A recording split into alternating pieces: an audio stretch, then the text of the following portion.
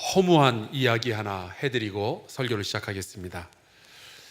제가 고등학교 다닐 때 우리 학생들 간에 유행했던 이야기인데요. 유럽 역사에 보면은 프랑스의 나폴레옹이 알프스산을 넘은 이야기가 있습니다. 그런데 여러분, 나폴레옹이 왜 알프스산을 넘었는지 아십니까? 당시에는 터널이 없었거든요. 허무하죠. 사실은 나폴레옹이 이탈리아를 공격하려고 이 알프스산을 넘었습니다. 그 학생들끼리 유행했던 얘기는 이렇게 됩니다. 나폴레옹이 100만 대군을 이끌고 알프스산을 넘어가는데 너무 심한 눈보라와 추위 때문에 병사들 가운데 반이 쓰러졌대요. 그래서 나머지 50만을 이끌고 각고의 노력 끝에 드디어 알프스산 꼭대기에 이르렀을 때 나폴레옹이 산을 후 둘러보면서 한마디를 딱 했더니 그 나머지 50만 명도 그 자리에서 다 쓰러졌답니다. 그때 그 나폴레옹이 뭐라고 했을까요? 이랬답니다. 이 산이 아닌가비요. 이 이야기의 포인트는 허무함이죠. 잔뜩 기대하게 해놓고서는 결국에 아무것도 아닌 것으로 결말이 났을 때 우리는 허탈한 웃음을 짓게 됩니다. 이 허무함이라는 것은 내가 존재하거나 내가 애써왔던 모든 것들이 아무런 의미가 없다라고 느낄 때 우리의 마음속에 일어나는 반응입니다. 그런데 이 허무함이 그냥 웃고 끝나면 참 좋겠는데 그렇지 않을 때가 있죠. 여러분 혹시 그러한 생각 해보셨어요? 나는 요 모양 요 꼴로 살다가 그냥 죽는 건가? 가정주부들이 화장대 앞에서 이런 생각하면서 우는 분들이 있다죠. 내가 사라져도 식구들은 행복하겠지? 이 허무함에 사로잡히면 이런 생각들이 나를 사로잡아 오고 내 인생이 급격하게 무너져가는 것을 경험을 하게 됩니다. 우리가 살아가면서 이 허무함을 느낄 때가 있어요. 근데 이 허무함을 느낄 때 내 머릿속으로 나는 지금 허무하다 이런 식으로 생각을 안 하고요, 그냥 증상들이 나타납니다. 우선 아침에 일어났을 때 즐겁지가 않아요. 혹시 오늘 아침에도 일어났는데 별로 즐겁지 않았던 분들이 있다면 오늘 이 설교 말씀을 좀 잘 들어보셨으면 좋겠습니다. 허무함의 또 다른 증상이 있다면 이런 거예요. 하루가 너무 지루해요. 아침부터 계속 근무 중에 시계를 보고 또 봐도 퇴근 시간이 다가오질 않아요. 하루가 너무 길게 느껴지는 분들, 이런 분들은 지금 삶이 허무함을 느끼고 계시는 분들이에요. 근데 여러분, 하루가 너무 길게 느껴지는 분들의 특징이 뭔지 아세요? 이런 분들은요, 지나온 세월은 너무 짧게 느껴져요. 희한하죠. 하루가 길게 느껴지는 분들이 왜 그런 거 하니? 보통 새로운 게 없는 거예요. 재미도 없는 거예요. 지루한 거예요. 그래서 길게 느껴져요. 이분들은요, 그 하루 동안 기억할 거리가 없는 거예요. 그래서 긴 거예요, 이게. 어제 했던 일을 오늘도 또 하는데 기억할 게 뭐가 있어요? 그러니까 하루가 지루하죠. 긴 거죠. 한 일도 없는데 시간이 너무 빨리 가는 것 같다? 아니에요. 한 일이 없는 게 아니라 기억할 일이 없는 거예요. 기억에 남길 만큼 의미 있는 인생을 살지 못하니까 하루가 긴 거죠. 그리고 기억이 날 게 없으니까 지나온 8개월을 되돌이켜 보면은 기억에 남는 게 없으니까 긴 거죠. 너무 짧은 거죠. 남는 게 없으니까. 여러분, 이 허무함이 정말 위험해요. 지나온 세월이 너무 짧게 느껴지면 여러분 조심하셔야 돼요. 기억력이 나빠서 짧게 느껴지는 것이 아니라 기억할 것이 없어서 짧게 느껴진다면 오늘 말씀을 귀담아 들어보시길 바랍니다. 얼마 전에 굉장히 유명한 정치인 한 분이 자살을 했어요. 저는 어느 경우에서라도 자살을 옹호하거나 비난하거나 혹은 미워할 생각 추호에도 없습니다. 근데 굉장히 가슴이 아팠어요. 왜냐하면은 제 생각에 그 사람은, 그 자살한 그분은 꽤 괜찮아 보였어요. 은근히 기대도 했습니다. 이분은 한국을 위해서 뭔가 좀 좋은 일 할 것 같다 생각을 했었어요. 그런데 드루킹 사건에 연루되면서 조사받고 그러다가 견디질 못하고 자살로 인생을 끝을 낸 거예요. 뉴스에 보니까 그가 죄책감을 견디지 못해서 그렇게 됐다라고 보도를 하지만 저는 그분이 정말로 견디기 힘들었던 것은 인생의 허무함이 아니었을까, 그런 생각을 하게 되었어요. 이유가 있습니다. 우리가 잘 아는 그 빅터 프랭클이라는 분이 그 죽음의 수용소에서라는 책을 썼잖아요. 아마 왕년에 책 좀 읽었다 하는 분들은 이분 책을 한번 읽어봤을 거예요. 그런데 그 책에 비하면 별로 유명하진 않지만 동일한 저자가 썼던 또 다른 책이 있는데 삶의 의미를 찾아서라는 책이에요. 이 저자는 유대인이었고 또 정신과 의사였는데 이 죽음의 수용소 아우슈비츠에 갇혔다가 이제 가까스로 살아난 사람이에요. 이 사람이 자기가 수용소에서 지났던 그 경험들을 추억하면서 이런 질문을 던집니다. 왜 어떤 사람들은 그 죽음의 수용소에서 아우슈비츠에서조차 아름다운 삶을 살 수 있었을까? 정말 처참한 수용소에서 간신히 빵 한 조각 가지고 목숨을 연명하는 가운데 어떤 사람은 국물 한 수저 더 먹겠다고 막 주먹 가지고 싸우는 사람들이 있었고, 또 어떤 사람들은 남들보다 조금 더 두껍고 따뜻한 담요를 자기가 차지하기 위해서 다른 사람을 죽이는 사람들도 있었는데, 그런 반면에 어떤 사람들은 자기의 얼마 안 되는 그 빵을 더 힘든 이들에게 나누어 주고 그들이 고난을 이겨낼 수 있도록 용기도 북돋아 주고 또 그들을 위해서 기도도 해주는 정말 천사 같은 삶을 살았던 사람들이 그 수용소에 있었다는 거예요. 이 책에 재밌는 이야기가 하나 나와요. 그 죽음의 수용소에서는 죄수들에게 물을 주는데 정말 하루 동안에 딱 필요한, 그 생존에 필요한 만큼의 물만 딱 주는 거예요. 어떤 사람들은 목이 마르니까 그걸 다 마셔버리죠. 그런데 어떤 사람들은 그 중에서도 약간을 남겨놓는다는 거예요. 그걸 어디다 쓰느냐? 세수한대요. 자기 인간의 존엄성을 최소한으로라도 지켜내기 위해서 이 사람들은 그 물을 아껴뒀다가 세수하고 자기 인격의 존중함을 스스로 지켜내는 사람들, 내가 살아있다는 것의 의미를 포기하지 않는 그런 사람들은 끝까지 살아남더라는 거죠. 그들이 생명의 힘을 가지고 있구나. 그래서 이 책의 끝에서 빅터 프랭클이 이런 결론을 내렸어요.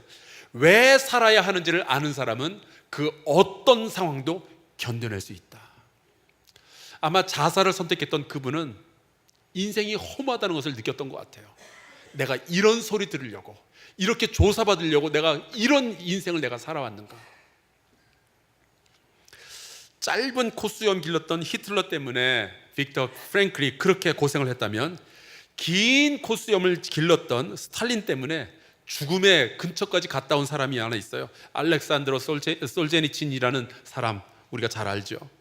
이 사람은 자기의 친구에게 보내는 편지에 스탈린을 비난했다라는 이유로 수용소에 갇혀서, 러시아의 수용소에 갇혀서 10년을 거기서 보내게 됩니다. 근데 수많은 사람들이 추위와 굶주림과 고문과 여러 가지 여건 때문에 소망을 잃고 그 수용소에 죽어갔지만, 이 솔제니친은 거기서 끝까지 살아남았어요. 그냥 살아남은 정도가 아니라 그 수용소에서 정말 의미 있는 삶을 살았다라고 고백을 하고 있어요. 그가 나중에 회고하기를, 그 수용소에서 살다가 이렇게 밥 먹는 줄에서 기다리고 있다 갑자기 머릿속에 좋은 글귀가 이렇게 떠오르면은 이거를 기록을 해놔야 되는데 기록할 종이도 없고 펜도 없으니까 이 사람이 했던 일은 암송을 하기 시작한 거예요. 자기 머릿속에 떠오르는 모든 글귀들을 암송을 했는데, 그렇게 10년 동안 이 사람이 암송한 글이 12,000문장이래요. 그랬다가 수용소에서 풀려나는 즉시 그것을 종이로 전부 옮겨 적은 다음에 그것을 출판을 하게 된 거죠. 그는 자기가 왜 그런 고통스러운 수용소에서도 살아남아야 하는지 그 이유를 가지고 있었던 사람이에요. 허무함의 피해자가 아니었던 거죠. 근데 오늘 우리가 함께 읽은 이 전도서에 보면은 이스라엘의 역사 가운데 가장 화려한 삶을 살았던 솔로몬 왕이 어떻게 시작하면 모든 사람들이 가장 의미 있는 인생을 살지 않았나 싶었던 그 사람이 생애 말년에 자기의 인생을 돌아보면서 인생의 의미에 대해서 기록해 놓은 글이 오늘 이 전도서입니다. 학자들에 따라서 차이가 좀 있긴 하지만 솔로몬은 20대에 왕이 되어서 60대에 죽은 것으로 되어 있어요. 그리고 이스라엘을 40년 동안 다스렸죠. 그런데 이 사람이 자기의 생애의 마지막에 그 화려했던 인생을 살았던 사람이 이렇게 고백을 했는데 2절에 나와 있어요. 전도자가 이르되 헛되고 헛되며 헛되고 헛되니 모든 것이 헛되도다. 도대체 얼마나 험한 인생을 살았길래 이 한 문장 말하는데 헛되다는 말을 5마디나 해요. 이 한 문장만 보고도 야, 솔로몬이 머리가 좋긴 좋았구나, 이것을 알게 되죠. 저는 3년 전에 이 동일한 본문을 가지고 여러분과 말씀을 나눈 적이 있었는데, 그때도 그랬지만 이번에도 이 솔로몬의 말씀을 묵상하면서 진짜 기분이 안 좋았어요. 여러분, 이 솔로몬은요, 이스라엘 역사상 가장 그 엄청난 부를 축적했던 사람입니다. 금과 은과 각종 보석으로 치장한 예루살렘 성전도 지었죠. 자기 궁궐도 그렇게 아름답게 지어 놓았어요. 뿐만 아니라 열왕기 10장에 보면은 솔로몬이 얼마나 대단한 사람이었는지 설명을 해놨는데, 이웃 나라, 그 나라 이름이 좀 이상해요. 스바라는 나라인데, 스바의 여왕이 놀러와서 선물을 주고 가는데 성경에 이렇게 되어 있어요. 금 120달란트와 심히 많은 향품과 보석을 왕에게 드렸으니. 금 1달란트는요 순금 34kg 정도 돼요. 그러니까 돈으로 계산해 보니까 금 1달란트가 16억 원 정도 되더라고요. 거기에 120달란트니까 120을 곱하면은 1920억 원. 솔로몬이 스바의 여왕으로부터 선물 받은 금의 액수가 1920억 원. 폼나죠. 선물 받으려면 이 정도는 받아야 되지 않겠어요? 근데 여러분, 약 오르는 게 뭔지 아세요? 그런 선물을 받은 사람이 한다는 말이 전도서 5장 10절에 나와요. 은을 사랑하는 자는 은으로 만족하지 못하고 풍요를 사랑하는 자는 소득으로 만족하지 아니하나니 이것도 헛되도다. 자기가 가졌던 그 엄청난 재물이 다 허무하다는 거예요. 또 뭐라는 줄 아세요? 13절. 부자는 그 부요함 때문에 자지 못하느니라. 돈이 너무 많아서 잘 못 잤대요. 아니, 그럴 거면 왜 받아요, 그거를? 1억만 줘도 정말 의미 있게 쓸 사람이 세상에 얼마나 많은데 1920억 원을 받아놓고 그게 허무하다느니, 그게 만족스럽지 못하다느니, 그것 때문에 잠을 못 잤다느니, 그러면은 정말 얄밉지 않아요? 저도 1920억 원 받아봤으면 좋겠어요. 정말 제가 잠을 잘 자는지 못 자는지 알아보고 싶어요. 솔로몬은 부자였을 뿐만 아니라 엄청난 정치적 업적을 남겨놓은 사람입니다. 솔로몬은 40년 동안 나라를 다스렸어요. 20년 동안은 예루살렘 성전과 자기 궁궐을 지었어요. 그러는 동안에 여러 성읍들을 지었고 정치를 안정시키고 국방을 튼튼하게 하고 나라의 경제를 살렸는데, 무역을 통해서 이스라엘이 엄청난 부국이 될 수 있었습니다. 아마 모든 사람들이 솔로몬을 보면서 박수를 쳤을 거예요. 정치는 저렇게 하는 거라고. 모든 정치인들의 모범이 되었을 거예요. 그런데 솔로몬이 이런 말을 합니다. 전도서 2장 20절. 내가 해 아래에서 한 모든 수고에 대하여 내가 내 마음에 실망하였도다. 아니, 40년 동안 한 나라의 왕으로서 지냈던 그 사람이 이렇게 말하면은 지금도 공무원 시험을 몇 번씩 떨어지면서 다시 시험 준비하는 젊은이들은 뭐가 되냐고요. 솔로몬의 말을 들으면 들을수록 진짜 밉상이에요. 영화배우 정우성이 자기 얼굴 마음에 안 든다고 하는 것과 뭐가 달라요? 정우성이 그렇게 말하면 저는 뭐가 돼요? 솔로몬은 결혼도 많이 했어요. 열왕기상 11장 3절에 이렇게 되어 있습니다. 왕은 후궁이 700명이요 첩이 300명이라.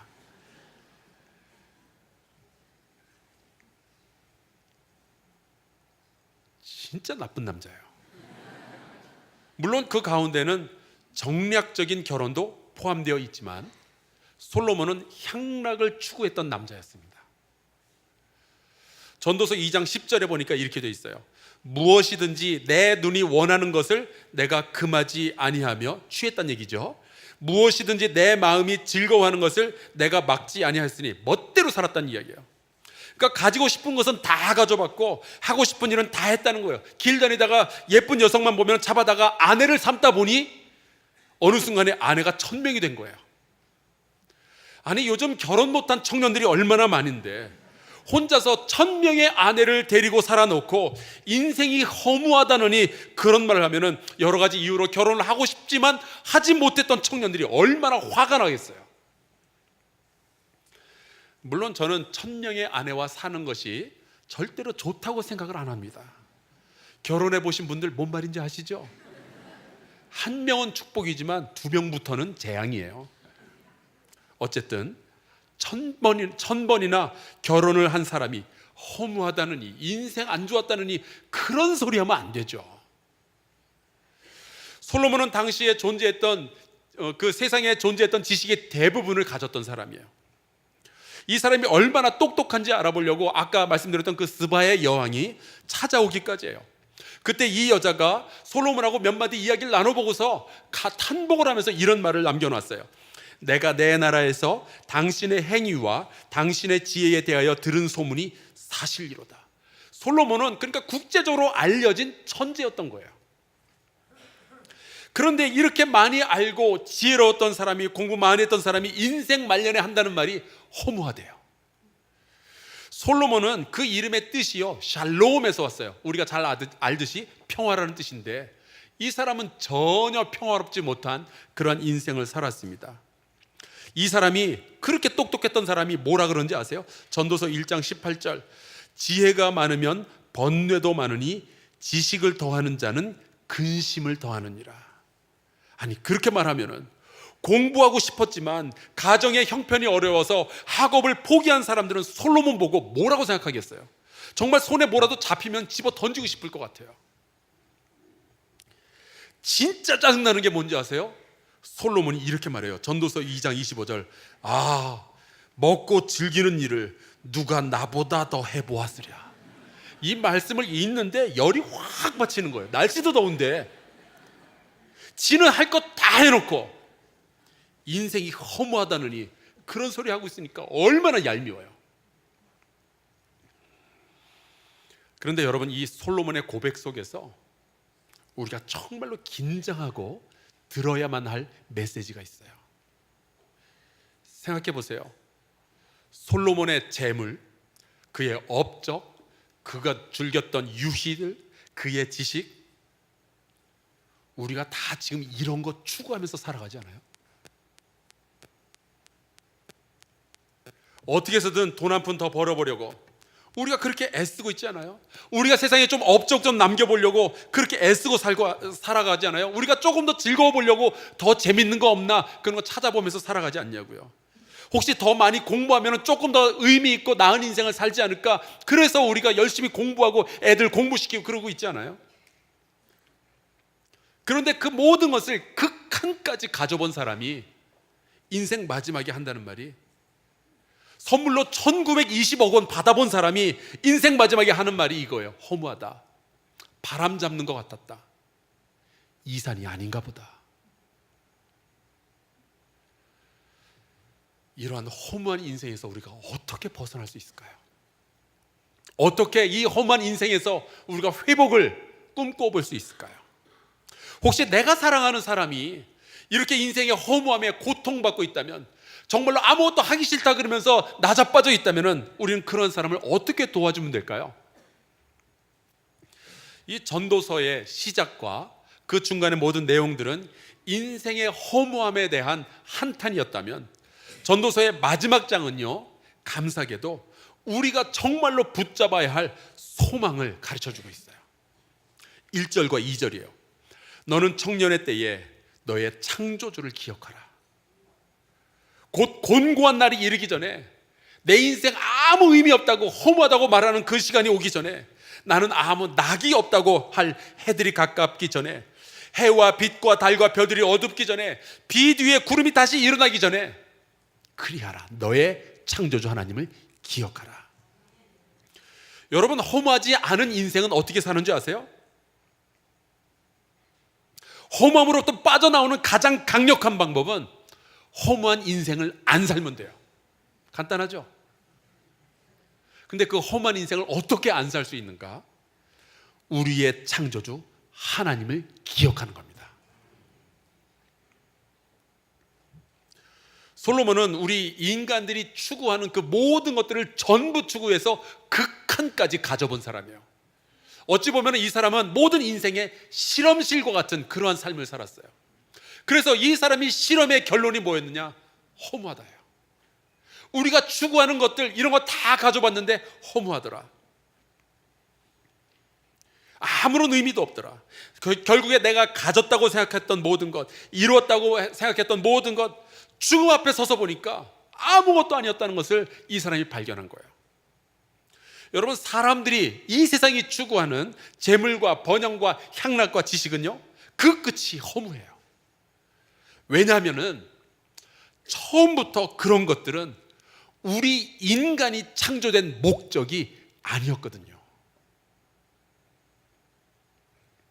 솔로몬은 이거를 죽을 때 가서 깨닫지 말고, 내가 아직 젊을 때, 내가 아직 살아갈 날들이 뒤에 남아있다라고 보여졌을 때 그때 기억해내야 된다는 거예요.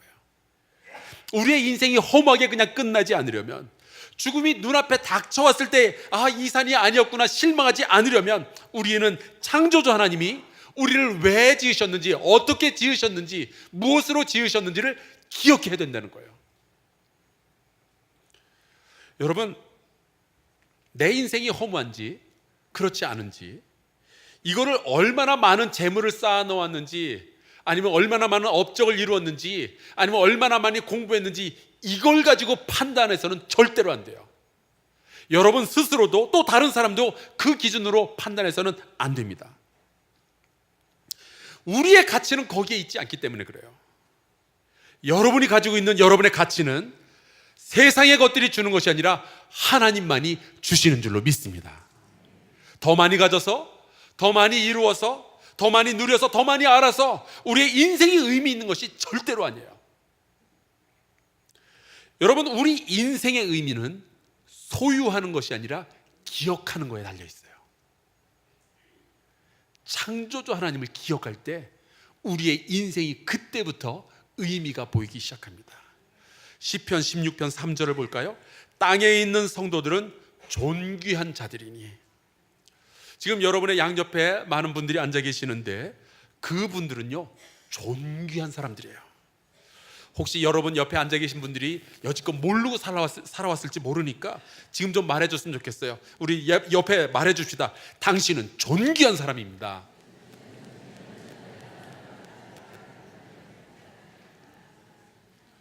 자, 이제 우리가 우리의 가슴에 손을 대고 자기 자신에게 말해볼까요? 나는 존귀한 사람입니다. 아멘. 여러분은 하나님의 눈에 정말 존귀한 존재예요. 하나님이 그렇게 창조하셨어요. 허무하고 가치 없는 인생을 살 사람들이 아니라고요. 내 눈에는 혹시 그렇게 보일지 몰라요. 세상 사람들의 기준에는 혹시 그렇게 보일지 몰라요.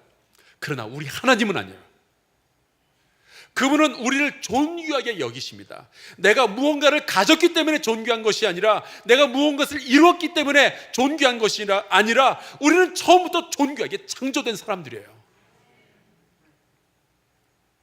우리를 존귀하게 창조하신 그 창조주 하나님을 기억하게 되면은 우리 눈에 시편 8편 4절이 보여요. 제가 읽어드릴게요. 사람이 무엇이기에 주께서 그를 생각하시며 인자가 무엇이기에 주께서 그를 돌보시나이까. 옛날에 곡성이라는 영화가 상영된 이후에 우리 사회에 유행했던 말이 있죠. 못이 중헌디. 여러분, 하나님 보시기에 뭐가 중요한지 아세요? 우리의 업적, 우리의 재물, 우리의 지식 아니에요. 우리 자신이 중요해요. 여러분의 인생이 하나님의 눈에 보시기에 너무나도 소중해요. 근데 이 시편 8편의 시인도 그게 너무 신기했던 거예요. 그래서 오히려 하나님께 물어보는 거죠. 나 같은 죄인이, 나처럼 연약한 사람이, 나처럼 무식한 사람이 도대체 뭐길래 하나님은 우리를 생각하시며 우리를 돌보시나이까? 우리가 도대체 뭐길래 하나님이 이 땅에 오셔서 나 대신 십자가에 달려 죽기까지 하십니까? 도대체 우리가 뭔가요? 베드로전서 2장 9절에 보니까 이렇게 돼 있어요. 너희는 택하신 족속이요, 왕같은 제사장들이요, 거룩한 나라요, 그의 소유가 된 백성이니. 허무하다고요? 내가 왜 사는지 모르겠다고요? 아니에요. 여러분, 여러분은 정말 존귀한 사람들이에요. 여러분은 정말 의미 있는 사람들이에요. 하나님께서 여러분들을 돌보아 주십니다. 여러분은 택하신 족속이고 왕같은 제사장들이고 거룩한 나라고 하나님의 소유된 백성이라니까요. 살 가치가 있는 분들이에요. 매일매일 의미 없는 인생을 살아갈 사람들이 아니라, 그래서 인생 마지막에 허무하다 그런 말을 할 사람들이 아니라, 하나님과 함께 하나님의 창조 목적을 이루면서 살아갈 정말 존귀한 사람들이에요. 우리가 허무함으로부터 벗어나야죠. 허무한 인생 살아갈 수 없잖아요. 여러분, 탕자의 비유를 잘 아시죠? 이 사람은요, 자기 아버지로부터 유산을 물려받았어요. 많은 재산을 가졌어요. 그리고 이 사람이 외국으로 가서 수많은 여자들과 만나가지고 향락을 즐기던 사람입니다. 많은 사람들이 이 사람을 부러워했을 거예요. 그런데 어느 순간 이 사람이 가졌던 모든 것을 다 잃고 난 뒤에 자기의 인생이 얼마나 험한 인생이었는지를 깨닫게 돼요. 그랬던 그 탕자가 어떻게, 언제 그 험함에서 벗어나게 됐는지 아세요? 그가 아버지를 기억했을 때예요. 그가 돌아갈 집이 있다는 것을 깨달았을 때예요. 그가 아버지에게로 돌아갔을 때 그의 인생은 허무함 대신에 새로운 기쁨과 삶의 이유들이 그에게 채워지기 시작했어요. 혹이라도 험함 때문에 마음 아팠던 분들이 이 자리에 계신다면 아버지를 기억하시고 아버지께로 돌아가시는 축복이 있기를 바랍니다. 아까 말씀드렸던 솔제니친이 한 말이 있어요. 마음이 무너질 때마다 소망을 가져야 할 새로운 이유를 찾아야 된다. 아버지께로 돌아가면 하나님께서 여러분에게 새로운 소망을 가져야 할 이유를 주실 줄로 믿습니다. 그래서 전도서의 처음 두 절이 인생의 허무함에 대해서 이야기를 했다면, 전도서의 가장 마지막 두 절은 우리가 어떻게 해야 허무하지 않는 인생을 살아갈 수 있을지에 대해서 해답을 주죠. 12장 13, 14절입니다. 제가 말씀을 드릴게요. 일의 결국을 다 들었으니 아무리 많은 재산을 가져도, 아무리 많은 향락을 누려도, 아무리 많은 업적을 남겨도, 아무리 많은 지식을 가졌어도 일의 결국은 뭐냐? 허무한 거예요.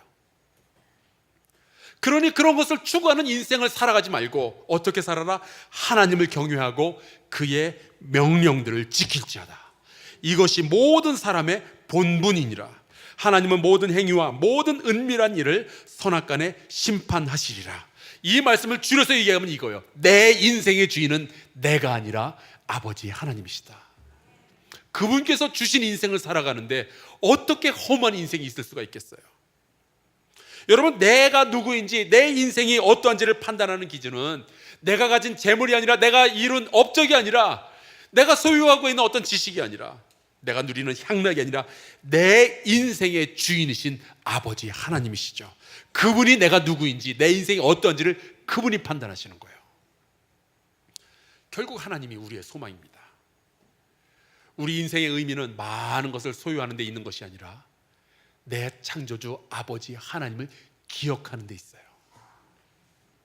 그리고 그 하나님의 말씀을 순종하며 그분과 매일같이 새롭게 만나고 그분께서 나에게 주시는 하루하루의 말씀 가운데서 내 인생의 목적을 이루어가게 될 때, 그 어느 누구도 내 인생이 허무했다 말할 수 없는 거죠.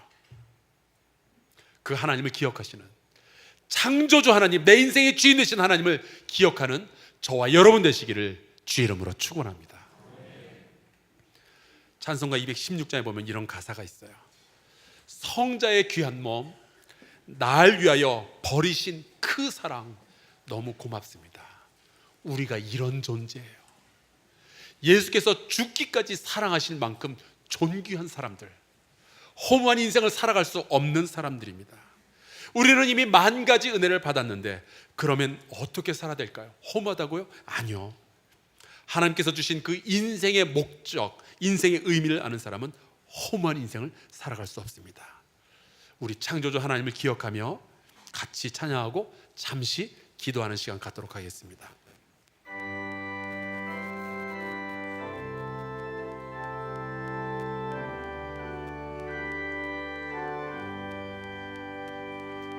서